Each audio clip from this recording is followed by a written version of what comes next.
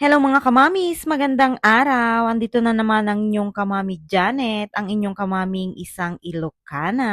Panibagong araw, panibagong mini vlog serye na naman. And for today's video ay na-invite nga tayong mag-attend sa isang dibu party. Hindi lang tayo basta mag-a-attend ngayon mga mi dahil napili nga tayo bilang isa sa mga 18 treasures ng magdidibu at yung isang anak ko naman ay kasali sa 18 roses. Ay naku naman, itong kamami nyo sa lahat naman ba ng gagawin na mag-a-attend sa party, nakalimutan pang lagyan ng dedication itong gift na ibibigay nga doon sa debutante. Ano ba naman yan? Mabuti na lang sa lagay na ito ay may dala pa nga akong ballpen na ginamit ko nga dito. So, lagyan muna natin ng dedication mga mi kasi hindi naman natin pwedeng iabot ito ng ganito lang. Sinulatan ko kaya yan ng mga makapagdamdaming mga messages. Yung maiiyak ba yung debutante? Ganon. Ay, charot lang. Siyempre, yung simple lang naman yung mga nilagay ko dyan. Maaga nga kaming nagayak nitong aking mga anak mga mi para maaga din kaming makapunta dito sa venue kako dahil hindi ko alam kung saan yung events place na ito at first time nga naming pumunta dito. Inisip ko na lang na para may oras pa kaming maghanap-hanap dito sa place na ito kung sakali. Nakakahiya naman kung malate pa kami, baka kami na lang yung hinihintay, ikasali nga kami sa mga ceremony, ganon. At saka isa pa mga mi talagang sinadya na naming lumabas ng maaga kasi ngayon February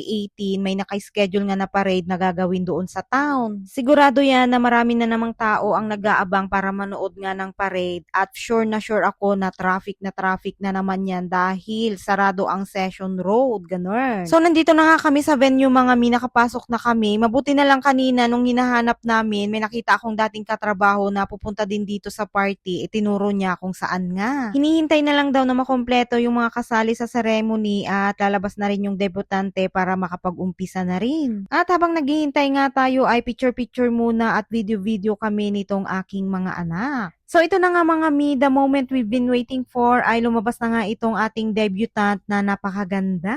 Konting trivia lang muna tayo mga mi. Alam nyo ba mga mi na nakita at nakasama ko itong batang ito magmula nung maliit siya at tingnan nyo naman ngayon ay dalagang-dalaga na. Akalain nyo ba na ang bilis talaga ng araw? Naging flower girl pa nga siya nung kinasal ako. Alam nyo ba mga mi na napakahalaga ng batang ito sa akin, dalawa sila ng kanyang mama. Although hindi ko sila laging nakakasama at laging nakakakwentuhan, pero alam ng Diyos kung gaano sila kahalaga sa akin. Di ba nga mga mi ang sabi sa mundong ito na ginawa ng Diyos, kakunti lang ang makikita mong tunay na kaibigan. At para sa akin, sila yon. Ito na nga tayo mga mi at nag-umpisa na nga itong ceremony at inumpisahan nga nila dito sa 18 treasures at pangatlo nga tayo na nagbigay ng treasure dito sa ating debutant. May pa-twist-twist pa nga ito bago ibigay yung treasure nga daw dito sa ating debutant dahil kailangan pa nga daw i-model ang ibibigay nga dito. Diyos meo Marimar, bakit kailangan pa ng ganito? So yan, bago iabot yung pa-treasure natin sa debutant ay kailangan pang magbigay ng message at naiiyak-iyak nga akong nagsasalita dyan, nakakahiya naman. At pagkatapos nga magbigay ng message dito sa ating debutant ay picture-picture muna with her. So yun na nga mga minong, natapos na kaming lahat na 18 treasures ay nagpakain muna sila. Pagkatapos nga namin kumain lahat dyan mga mi ay isinunod na rin nila agad yung 18 candles naman. At ang ginawa naman nila dito sa 18 candles mga mi ay nag-request nga itong ating debutant na magbigay daw ng isang fact muna daw about sa kanya bago magbigay ng sweet messages para sa birthday niya. Or yung mga wish naman nila para sa kanya, ganun. And pagkatapos nun mga mi 18 candles ay isinunod na rin agad nila itong 18 roses.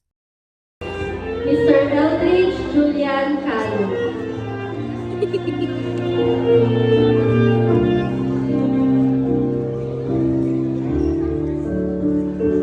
Ay nako, naiiyak na naman ako mga mi, very emotional kasi alam nyo, itong batang ito ay importante nga sa akin at napakahalaga. Nakita ko ito magmula nung bata hanggang ngayon na lumaki na nga siya. At yan nga yung anak kong lalaki, ang first dance nga niya. To my dearest friend Joanne and Lian, I want to take this opportunity to thank you for choosing us to be part of your debut celebration. Once again, happy 18th birthday. God bless you. I love you both and I'll see you soon.